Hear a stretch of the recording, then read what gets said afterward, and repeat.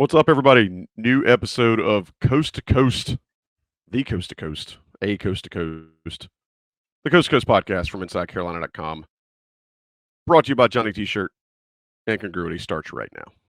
All right, new season. Boys, we have live basketball to talk about.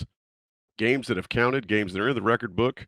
And I think we've seen enough now that we can actually start having some real validated and proven opinions to discuss.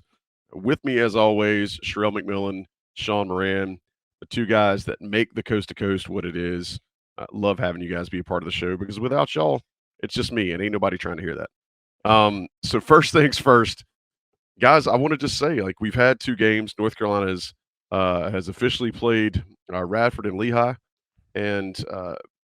I think it's a great start. I think it's a perfect way to start. Is there anything that's jumped off the screen at you that you guys did not expect to see that has happened? Sherrell, I'll go to you first. Well, can I answer your question with a question? Absolutely. Just high level. Have we seen enough to make any judgments, you think? I mean, I think you've seen enough to where we've at least got talking points to discuss, right? Whereas it was all supposition and best guesses to this point. So now we've at least got 2 games worth of rotations to talk about. We got 2 games worth of player performances to talk about. There's some similarities, there's some differences, there's definitely stuff. So, for example, I'll throw it out to you. We've actually seen Armando Bacot do more of the same. We've seen R.J. Davis do more of the same. But we've seen Hubert Davis play what we have discussed here, and then I think some other folks from IC have said on their post-game podcast, it's looked like a Roy Williams early season game with the way he's used the bench. So let's start there. Sherrell, have you felt the same way, or do you feel like it's fool's gold at this point?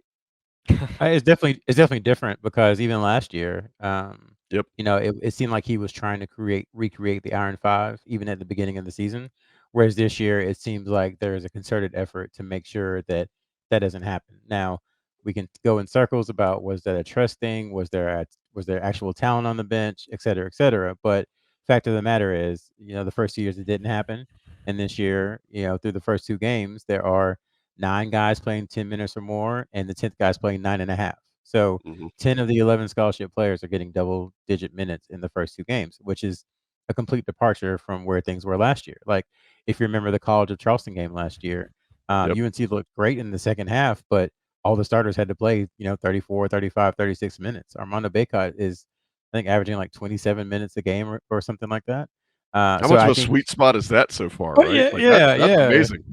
yeah. So I think through 2 games, I mean, it's different. We'll see if it carries over once the competition starts to stiffen, but it is different through 2 games. So Sean, I'm seeing a likable team, and I know I probably shouldn't say that, as a host for Inside Carolina, but this amalgamation of players seems to feel likable. They seem like they enjoy themselves. I mean, you've got Cormac Ryan going down and giving his little celebration after hitting a big sidestep 3 in the opener. You've got Harrison Ingram chest bumping guys after he gets an and one. It just seems like this group, and I don't know if it goes back to the summer trip that they took together where they all went to the beach and stayed for a few days. I don't know if it's just because they are all that have the common goal of wanting to redeem their careers in this go around on Chapel Hill. Sean, I see a likable team. Do you see a likable team, and if so, to what do you attribute that? Can I let me ask a question back to actually you both? My God, what are you guys doing tonight? This is killing me. Go ahead, man. At 2 games in, what is your enthusiasm level from where you expected it to be after watching them? Higher, still, at the I'd same? say it's a little higher. I mean, maybe I tempered it coming into the season because I think so many people got a little burnout last year, some earlier than others. But I think just seeing the wholesale changes that were made on this roster, you had reasons to be excited. But until you start seeing what it looks like together, and again, 2 games in, there's my caveat. 2 games in, I feel like it's a likable squad, and they do things that are enjoyable. Give you an example. Against Lehigh yesterday, there was a point during the second half where it wasn't all starters on the floor. They ran a fast break and got a dunk to Cormac Ryan where the ball didn't hit the ground. I don't know that we've seen that since Again, I can't think of when we've seen it. And you guys, just like I do, watch a lot of UNC ball. So long answer to a short question, Sean. I think that I'm a little more excited with what I've seen so far. But okay, turning it back on you. You got to answer your own question now. Well, let me answer that. You said the last time we saw it, I think 2019. Go ahead, Sean. That may be right. I mean, Yeah, it's and again, that team was, if I remember correctly, was that Kobe. Cole's? No, that was that's Kobe. Yes, Yeah, that was Kobe White. that was a team that had some older guys and also had some newer guys on it, but they had some vets, and I think it I'm mattered. sorry, Sean. I'm gonna let you talk. I promise. But All right, go ahead. that 2019 team, honestly, was like if you throw even like late sophomore year Armando Bacot onto that team, it is the perfect construction of a college team, if you ask me. Like the way the whole flu thing happened, I was so disappointed because that team I thought was like perfect. They had shooters, they Yeah. had NBA players, and they still led the country in rebounding with Garrison Brooks kind of being the sophomore Garrison Brooks kind of being the main big. Anyway, sorry, go ahead, Sean. No, well, I think what you guys brought up makes sense. I'd say on that question for me, probably gone in waves in terms of Radford. It's a tight game in the going into halftime, and you're kind of like, man, I was hoping for a 20 point blowout right off the gates. Even though Radford had some talent, they hit some tough shots, and then Lehigh, they're playing well up 10-12, and then they cut it 53-50 in the second half. You're like, man, same thing here. Here we go again. But I think in terms of everybody's enjoyment, I fully agree. I don't know specifically what's that attributed to, but I do think it's a mixture of the older guys returning, accepting of the new guys. I think from a personality standpoint, just easier to mesh everybody together. And I think with the transfers, each one brings their own. Harrison Ingram at Stanford could have been a one and done. Didn't kind of plateaued after his sophomore year. What does he have to prove on the big stage? Cormac Ryan, same thing. At Notre Dame for several years. What does he have to prove? So I do think it's, hey, last season didn't go how we expected. Whether it was we were playing at UNC or we weren't playing at UNC. But I also think it goes to what we really preached all summer was high IQ basketball guys. And maybe things aren't, would have liked to see them better in a lot of areas, sure. But I do think, and we can touch on it shortly, but I do think that high IQ helps as well as just the natural chemistry that seems to have developed where you're not getting any of the body language from. It wasn't just one guy last year. It was a lot of guys. It was I think, contagious. Yeah. and I think in general it just has to do with that. I mean, even moving the ball, I think that's one thing I love to talk about, and probably the thing I paid closest attention to.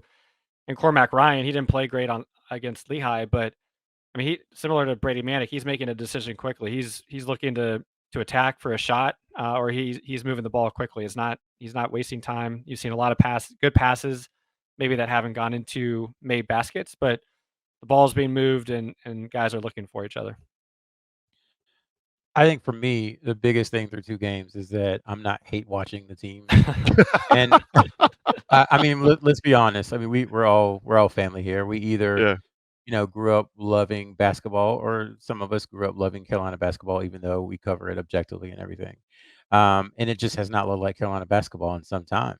And there were times last year where it was just like, I don't, for the first time in my life, I was like, I don't want to watch the Carolina basketball game because it's going to be ugly. It's going to be poor shooting. It's going to be low scoring. It's going to be low tempo. It just didn't look like the established brand of the last, 65, 70 years. And not saying that this team is going to be world beaters or they're going to, go to the Final Four or anything like that. But at least, the ball is moving. It's not sticking. They're sharing. There's intensity. There's fun. Like they're having fun. Like when's the last time you see the Carolina basketball? I guess the Final Four was the last time we saw a Carolina basketball team have fun. But a majority of that season, those dudes were just looked like they were walking through a minefield. So you could honestly, I would say, we're gonna do some on air thing called math. So 2020, 30 games, 2021, 30 games, 2022, 30 games, and Cole's year. So we're 4 years. So let's just say 120 games over the last 4 years.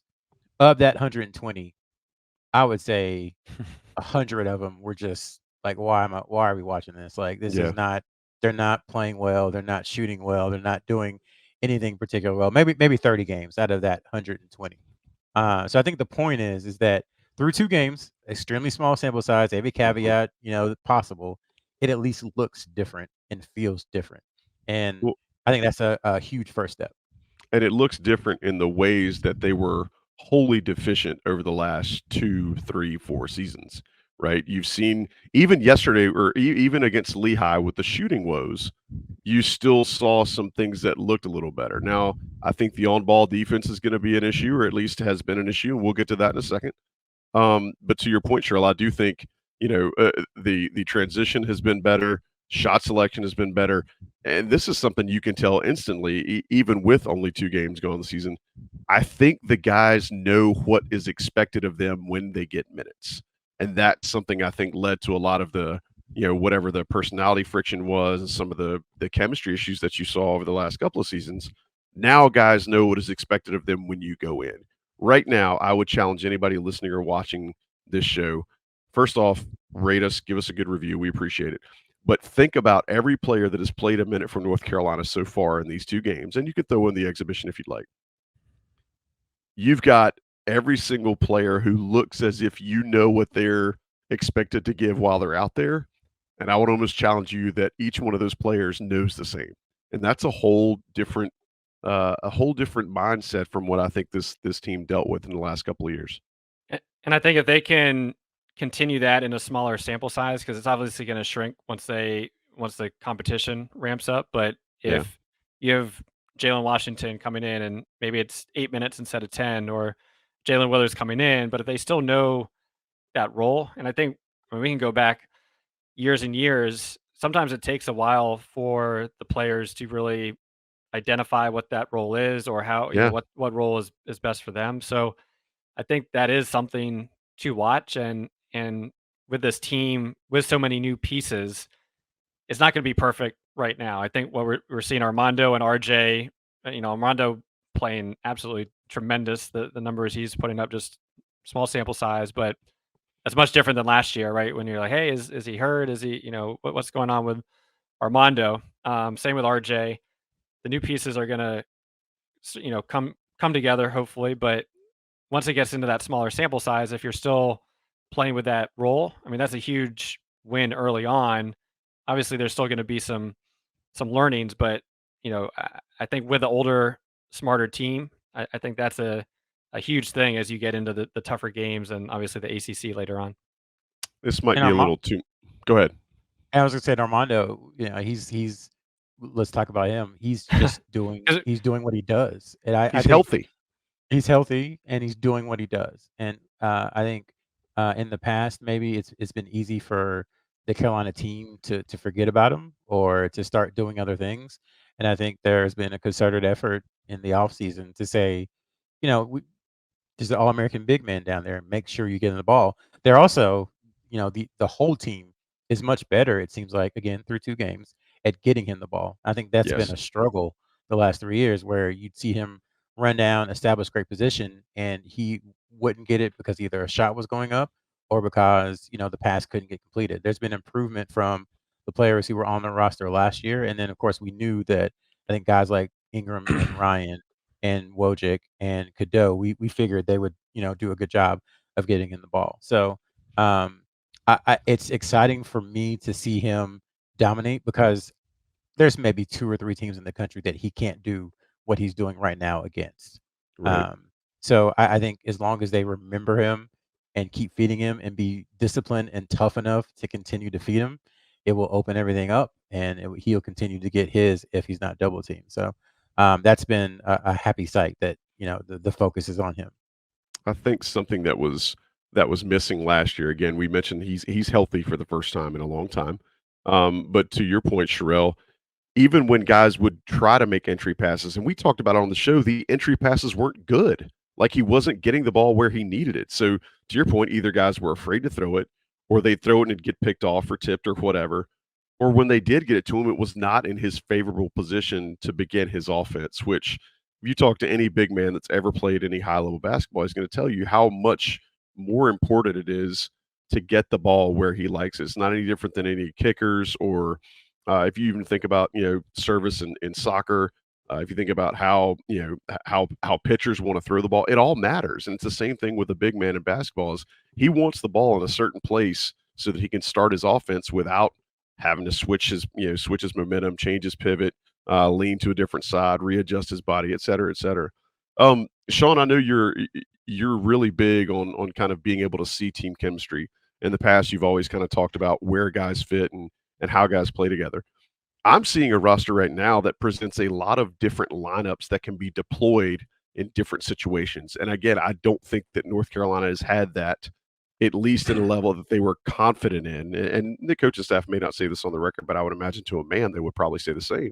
You've got lineups now that I'm seeing that you can deploy if you need a bucket, you can deploy if you need a stop, you can deploy if you want to, just use some height, you can deploy if you need to run some sort of special defenses. That's not a luxury that Hubert Davis has had since he's been at UNC. Have you seen the same thing? And if so, what intrigued you about it?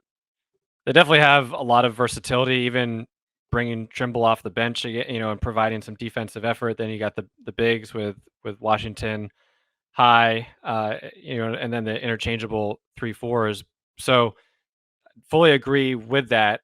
And the good with the bad. The good is that you can deploy a lot of different lineups, but are you going to deploy those at the right time? And then that also, I think we've seen in the past where how you play in the first half dictates are you getting minutes in the second half for guys that were outside of the Iron Five or the ones that were outside of the 20 plus minutes, and that does put a lot of pressure on you early on if that does start to happen. So as the competition ramps up, I think having that versatility makes sense, especially if things that just aren't clicking, for a certain group or a certain style of play, or you need to match athleticism, or team goes zone, whatever it may be. But at the same time, some of my favorite teams were the ones where, hey, we're going 8 deep, and these are the 3 guys off the bench. These are the 3, here's where they're coming in, and you're talking about roles earlier, and everybody knew that role and how they fit in.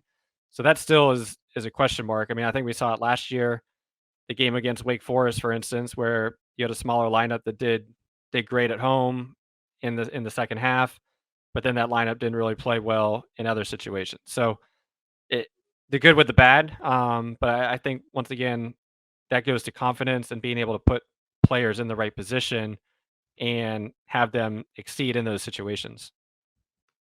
It's also to your point, Sean. I think the issue is that, especially defensively, I think where things are really gonna kind of come home, because like there's not the one player who's, to use a Madden rating. There's not one player who's like a 98 at agility and a 97 at defensive awareness and a 93 at shooting and a 95 at rebounding. They have like a couple of guys who are at 99 at one outlier on one side, and maybe a couple of guys who are like 92 at something on the other side, defensively and offensively.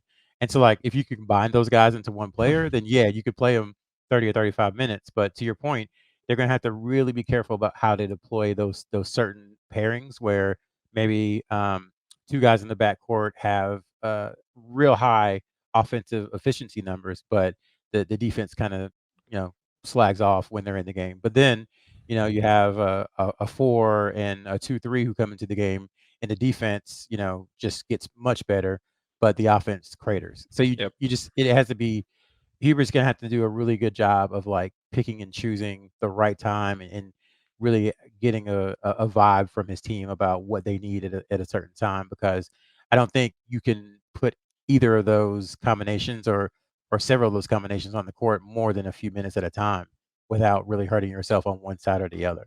So it's like kind of pick your poison. Like, do they need defense right now? Do they need offense right now? And then go from there and adjust. Let's talk a little bit about the defensive, woes they've had so far. We've gone 20 minutes. I didn't want to go negative early, but we've given it 20 minutes. I think it's okay to talk about some things that might be a bit concerning. I think with Radford, like Sean said earlier, you could say, hey, that's a team that's got veteran guards that were shooting really well. But you saw some of that again rear its head against Lehigh. So I throw this out to both of you. Should we be concerned with, excuse me, the Cadeau and Davis pairing at on defense, because those guys are smaller, right? And you wonder, it's not that I don't think that there's skilled defenders, or God knows Elliot Cadeau has plenty of room for growth. He's 2 games in his career. But is that something to worry about, or is that something to freak out about? I'm just curious where you guys fall on that, Sean. I think specifically around the Cadeau Davis backcourt defensively, yes, I think there's always going to be concerns. I'm probably less worried about those two pairings because I think, look, it's still going to take Cadeau time to adjust offensively. I think we're seeing some of the early season issues that we thought might happen from teams backing off of him offensively, some turnovers, but defensively, I think if he's able to use those quick feed and be aggressive with people, I think that can offset some of the other issues. But I would say more from a wing perspective is where my head goes. I think as Sherrell was talking and what we talked about this summer, if there's one thing missing, I think it is that wing athleticism, or just that a small forward 6'6", 6'7", that is athletic and can guard a few positions. Cormac Ryan, I think he's an aggressive defender, but you did see him against Lehigh, take the wrong angle as somebody was setting a screen, and he goes over the screen instead of going under, and there's a wide open 3-pointer in the corner. Ingram in the first game, I thought he looked pretty slow defensively from an agility perspective. I know his body size and his wingspan can help make up for that, but that was a little concerning to me. Granted, he'll be mostly playing a lot of the fours, but I do think from a defensive perspective, it's that length and athleticism and lockdown ability that is missing. But you're not going to get that. That's not going to appear. So I think it really is just more attention to detail and defending a little bit harder and a little bit smarter. So you're taking the right angle, you're in the right position, but the Cadeau Davis, I would say, is not my biggest concern defensively. Fair enough. Sherrell, do you see the same worry, or do you have worries kind of that ilk? Because I know you were the one that kind of started walking us into that space a little bit earlier. Yeah, I wonder. I always wonder why people are like, "Oh man, so and so really got hot against Carolina and hit 7 threes," and it happened 7 games in a row. And it's like, well, you're not thinking about the common denominator. Like, it's not that guys are getting hot. Maybe, they're not getting hit off screens enough. Maybe the shots aren't contested. Maybe they're getting into the lane too easy. You just have to start thinking about those things. And I think for me, what was concerning is that in the first game, Radford was hitting a lot of tough shots. True. But in the second game, Lehigh was getting like wide open threes. I think there were Yeah. 4 in a row to end the first half. And With I mean, minimal resistance too. yeah, let's call it maybe not wide open, but lightly contested, I think is what Adrian would chart it as. So that's concerning because how is that happening? Why is it happening? Is it a function of speed, size? What is it? Talking to some people just who know the program well, they do think there is a little bit of a overall athleticism deficit on the team. Now, there are ways, as Sean said, to make up for that. It's with angles, it's with spacing. We're talking defensively. It's with angles, it's with spacing, it's with communication. But you have to be really, really locked in for the entire game to help make up for that athleticism deficit that the team has overall. So it's concerning, especially as the competition gets better. But I still think it's kind of a wait and see. And the Davis Cadeau lineup specifically, some of that stuff is just there's no cure for it. It's just it's genetics. Like they're smaller guys, and it's going to be, I would say, easier for some of the bigger guards that they will face to take them down in the post and shoot over the top of them. I mean, Pittsburgh, that was their game plan last year, was to take Carolina's small guards down into the post and drive 3 feet away from the basket, get a foul, get an and one. That was the whole game plan the entire time. I think teams will resort to that at some point.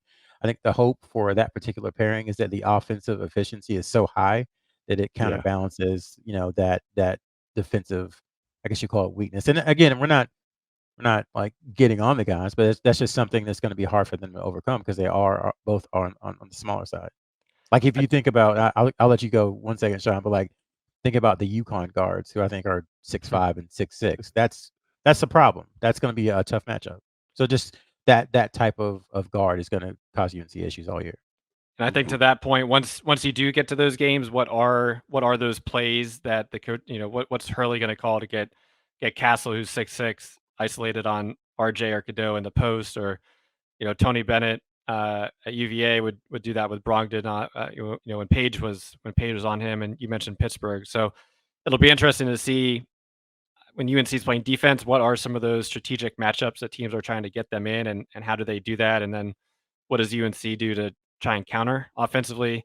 As I mentioned, you're already seeing Lehigh. They were sagging off of Cadeau pretty heavily and saying, hey, let him shoot. And he's going to have to prove that he can shoot from three. We've seen him make it, but a lot of that is confidence. You saw him attack and do a pull-up from a little closer in where you could tell just from the lift that he was more confident. But I think offensively and defensively, it's going to be interesting once that competition ramps up. What are those teams doing on both sides to target UNC's weaknesses?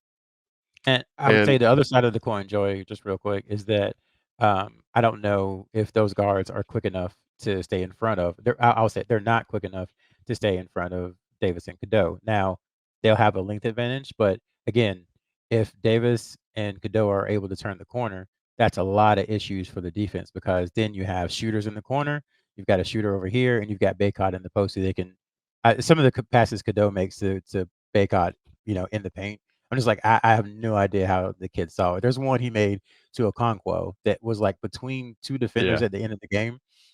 So that's what you're looking at if you let them get by you. So it goes both ways. Like I think it's going to be tough for UNC, but also they could take advantage of it offensively. We need to start doing some Drake May-esque film study on the passing windows Elliot Cadeau's used in his short UNC career, because I think if you could see the all-22 version of a full-length court to see what he's seeing, I think it'd blow a lot of people's minds.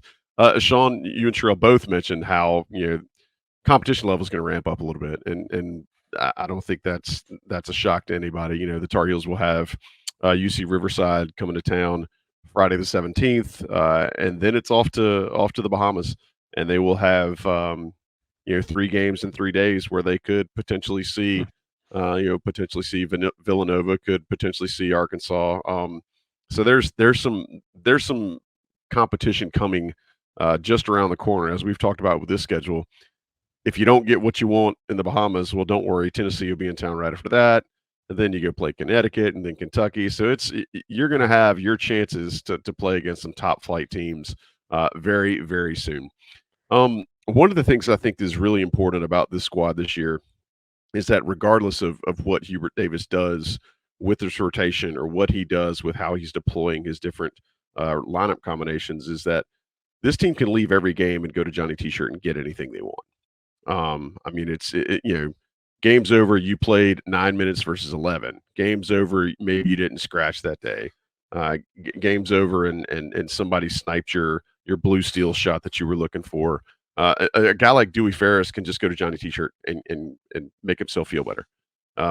A guy like James Okonkwo, coming from West Virginia via Maidenhead, England, guy can go get any kind of gear he wants from Johnny T-shirt. We appreciate Johnny T-shirt's support of this year's show. Premium subscribers get an extra 10% off the top of Johnny T-shirt's already great selection and low prices. So make sure you use them. We're big fans of theirs. They are big fans of Inside Carolina, and we want you all to just send them some of your business. I mean, I'm seeing Christmas songs now. Like Mariah Carey showed up my front yard yesterday with her Christmas suit and singing the All I Want for Christmas. So all I'm saying is, while you're thinking about holiday gift giving, give Johnny T-shirt a look. JohnnyT-shirt.com, right there on East Franklin Street in Chapel Hill. We appreciate them. Let the national gentlemen run some of their advertisements here. We'll be right back. Talk a little bit of recruiting, and kind of give you a little glimpse since UNC's officially signed their guys. We'll be right back on the Coast to Coast podcast here on InsideCarolina.com. All right. Thank y'all for making us a part of your podcast week. Coast to Coast podcast. I'm Joey Powell for Inside Carolina. Sean Moran and Sherrell McMillan are with me as always. Sean, you got a chance to watch one of UNC's new signees. You heard us talk about Jackson, Brown, and Powell last week. Well, Sean, you got a chance to watch. Was it Prolific Prep that they went up against? I mean, what did the game look like? What were your takeaways after seeing UNC's most recent signee Captain Jack.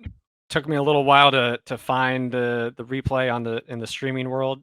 Place called Tanager Sports, which I never heard of, but it was a good stream. Only cost $5, and it was it was a really high level basketball game. I think I saw the score and just pictured an up and down, not a lot No of defense. Yeah. No, basically a glorified AAU game, which at times it was, but there was some incredible shot making, really on our Savior Lutheran side, and it was a pretty fun game to watch, especially with prolific prep having Dabinsa and a few other top prospects. But Ian Jackson, I believe, had 32, is what I saw on the scorebook, and he did a lot of it from attacking. He did it.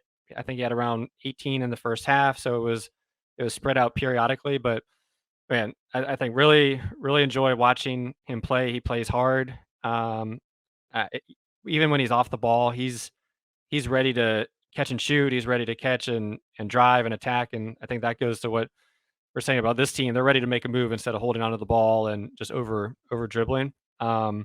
He showed some athleticism, getting to the paint, attacking, finishing with contact, getting out in transition. I think really advanced moves off the dribble in terms of creating his own shot, ability to hit the three. Missed a few, took a few tough ones as well, but I think overall, I would give him a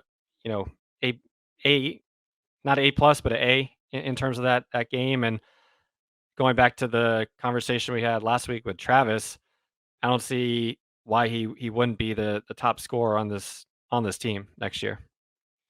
Did he look different from August, July?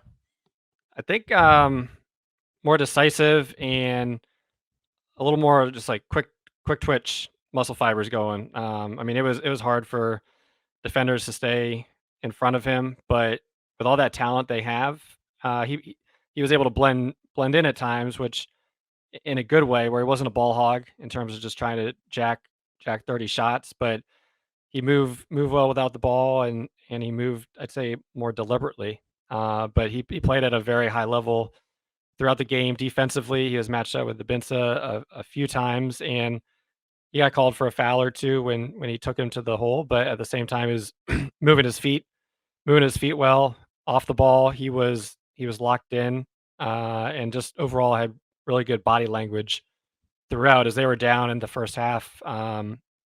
Really throughout the first half, and then they lit it up in the third quarter and won pretty handily. But it was a really talented team in general. Yeah, I think it's important for our listeners and viewers to understand, like, Prolific always has just a bunch of D1 type guys. Sean mentioned Dabansa, who has an offer from North Carolina in the 25 class. Somebody else that has an offer in the 25 class spent some time in Chapel Hill this past weekend. Koa Peat was on a visit from his home in Arizona, got to see the Tar Heels homecoming football game, a double overtime win against Duke. Just a really cool environment. Got to see a basketball game against Lehigh on Sunday. Sherrell, what can you tell us about Koa Peat's visit and maybe what he experienced, and then what's next for his recruitment? So depending on when you listen to this, we haven't had a chance to talk to him. But if there's a story up, then we have had a chance to talk to him, and you can read the story and find out everything. But pretty much, I think it was a really good weekend for him to visit. Caleb Wilson, who is another 2025 forward from Atlanta. I think he's ranked right behind Pete. He's number 5. Pete is number 4 in the 2025 class. Was supposed to unofficially visit this weekend, but his family decided not to. They said they had several weekends in a row of visits. He's kind of been all around the place to Tennessee and Alabama and Stanford and Auburn and Georgia Tech and a whole bunch of other places. So they wanted a weekend off before his season starts. So it almost was a little fortuitous because Pete, got the spotlight to himself for UNC on his official visit. And of course, it's always a good visit. Everyone always says that. The photos are up. Jim Hawkins has them up. But, pretty much what we've gotten is that he had a good time. I talked to a couple of people who said they were really kind of pushing hard on him to get him to come. You can probably figure it out who that was based upon who was there. This weekend. That person is trying to help UNC out a good deal. It's Joey Powell, for those not initiated. He was there this weekend. I think this is his. I'm not even joking. I think it was like his 16th unofficial visit since August. So he's living on campus. But Pete is a guy they really like. They like his personality. They obviously love his game. And I think Harrison Ingram was probably, again, if we've talked to him and you're listening to this, then refer to what's in the story. This is just me talking after talking to a few people, but I think Harrison Ingram is probably kind of the guy that he was looking at most on the court, because he considers himself someone who can grab a rebound, go up the court, and initiate offense. In addition to being 6'9", 240, extremely powerful, and pretty athletic too. So I think that was a good game for him to see, because Ingram, who we haven't talked about, played really well, did a lot of things. He hit a three. He posted up some. He blocked a shot. He had the ball in his hand some. He rebounded. So that's just to be able to showcase that type of player for Pete was a big deal. And obviously, I think what happened on Saturday in Keating Stadium, as stupid as the whole thing was and how it all came out, was a good thing for UNC, because the environment on campus after the game was I don't want to use that word because I'm gonna sound old, but it was indeed lit, Joey. So I've all that heard to that. say, yes, Sources on the street have said that it was indeed lit. Yes, correct. I can confirm. I can confirm. So all that to say, is that once UNC gets someone's on campus, they really have a shot at him. So we'll see what his timetable is. What he hopes to do next. He's already been to Texas and to Michigan. It's just a matter of figuring everything else out. So I think it was a good weekend for UNC overall. Well, we will wait and see the story that you put up after you have a chance to get some more quotes from Koa Peat's side of things. Boys, it's that time that everybody is waiting for. This is the 2 cents portion of the show where we allow Sean or Sherrell to give their last 2 cents before we get out of here. And it is, of course, brought to you by Congruity, your business optimized. Congruity have been sponsoring Inside Carolina content for a few months now, and we're so glad to have them on board. If you own or operate a small or medium-sized business, you need to get in touch with Congruity. They will help you with all of the pains and pressure points that HR can cause you. Business benefits, employee benefits, administrative tools. Those sorts of things hang you up when you're running a business, and they keep you from doing the things that make you profitable. You can talk to Congruity, find out from them how you can be more versatile. Congruity will help your versatility. They will help you be more like Harrison Ingram in the middle of a game. CongruityHR.com/Tar Heels. They will give you a really cool free assessment to understand how they might be able to help you. If they can't help you, cool. You got a free assessment, move on down the road. But if they can help you, I would encourage you to kind of investigate that a little bit further. CongruityHR/Tar Heels. Find out how they might be able to help you in your business. All right, Sean, give me your 2 cents. First, excuse me. First one, 3-point shooting. I think we talked about the high IQ and 3-point shooting in terms of the improvement areas. And right now they're at 32.4% from three. 2 games that can go up, that can go down, but I think we're all expecting that to go up in terms of who they brought in. Right now, Ingram's at 37.5%, RJ's at 36.5%. I'm expecting that to go up. They've been taking good looks. Are they wide open? No, but at the same time, I think they have some good shooters, and we're not seeing the step back threes off of a handful of dribbles. So they're good for the most part, good looks, and I think that's going to be hopefully one that we see continuing to rise over time. Do you feel like this team needs to have a certain number that they take every game, or do you feel like it's just, do they need to hit a certain percentage? I'm just going to go back to that number 8, which I don't think is high, but they haven't hit it yet, and they've hit 7 and 5, so 12 over the 2 games. So I think 8 is still that magic number. I was hoping that would maybe get to 9 or 10, but we'll start with 8 right now in terms of made threes, and that does give Elliott a little room. Withers hasn't taken a 3, and Cormac's 3 for 10. So it gives them some room to jump on board with RJ. and hopefully Ingram can sustain what he's doing early. Awesome. Sherrell, do you have 2 cents you would like to share with our listeners before we get out of here? Yeah, I just want to give both cents to Harrison Ingram. I mean, to me, he's been kind of a revelation. Like we knew he was talented based on what he's done at Stanford, and you kind of knew that he had the pedigree because he was a top 25 kid coming out of high school. But after last year, there were question marks, and obviously, again, had to caveat this for some time. It's only 2 games, but he just looks like a different player, man. Honestly, like if you go back and look at some of the stuff at Stanford last year, even his freshman year, he's talked about how much better shape he's in, how better Yeah, conditioned he is. physically, it's markedly different. You're right. Right. And so now, in addition to taking guys down low and just bodying them and finishing with his left hand, there's a story up by I think Evan about how he's so good at finishing with his left hand. He's backing guys in, finishing with a hook, but also, I mean, his 3-point shot looks pretty good. I mean, and the lead up after his transfer was the stat that Carolina wanted everyone to know was his assist rate, how great he was in the Pac-12, and how good he was as a spot up shooter. And those 2 things I think are coming through. We haven't really seen him kind of have a get off on passing yet. He hasn't had one of those games where he has to really do some facilitating. So I think he's just a perfect fit, man. Like culturally, the way he plays, his energy, like he's kind of like a perfect Carolina player right now with everything that he does and how he does it and the attention to detail and the intentionality of how he does it. So just wanted to give him some props early on through 2 games. 2 cents for 2 games. Hey, I remember talking to a guy when UNC was first recruiting Harrison Ingram out of high school, and this guy told me, he said, "Hey, he feels like a typical North Carolina recruit." I'm not going to call his name out, but it rhymes with McMillan. So I think what you're saying is really cool to see it.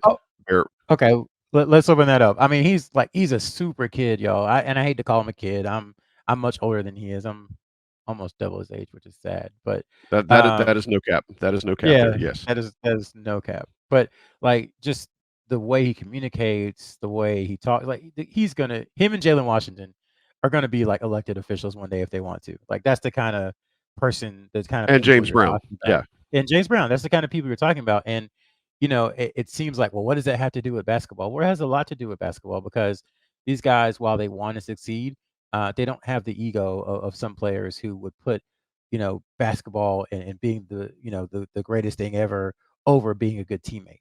Like they want to win and they're willing to do what it takes within the confines of a system to win. That's what I love about Ingram is that, he could have went somewhere where he would have been the guy and he would have gotten his 20 shots a game and he would have scored 19 and a half, and the team probably wouldn't have been great, But he's somewhere where he doesn't have to be the number one. He can be. This sounds like a slur, but it's not. He can be an elite utility player, and like someone who can do everything and do it competently. I promise you, at the end of the season, there's gonna like we said it last week. There's gonna be a Kirshner nugget that is like first player with 300 points, 100 rebounds, 75 blocks, 75 assists, 40 made threes. 60 steals, 60 steals, 5 points in the second half against NC State in Raleigh from the paint against a number. It's going to be something like that because he just does everything well. Yeah, it's fun to watch. And again, we talked about versatility in this whole this whole new lineup that Hubert Davis is working with. He's kind of the epitome of that versatility in a sense that he's we talked about for so long how versatile Leaky Black was. And North Carolina's found another one that is wholly different than Leaky Black. I mean, so it's going to be fun to watch. I think to your point, Ingram is absolutely it's infectious the way his personality is, and kind of why he feels like a UNC kid because that sort of personality it translates throughout the court, it translates throughout the team, it translates throughout the program, especially when you're in a situation like North Carolina is where they need to redeem themselves a little bit from last year. All right, fellas. Appreciate the 2 cents. Those are 4 pennies well thrown. Landed a perfect spot in the fountain before we get out of here tonight. Thank y'all so much for what you bring to the show. Shout out to everybody who's listened and reviewed this. If you have not, go ahead and subscribe so you will get this show automatically put into your feed. We'll be back on our weekly schedule as soon as football is over with. So bear with us just a little bit longer. Appreciate Johnny T-Shirt for sponsoring, Congruity for sponsoring. John Sigley for producing. And until next time, I'm Joey Powell. We appreciate you being a part of this episode of the Coast to Coast Podcast here on InsideCarolina.com.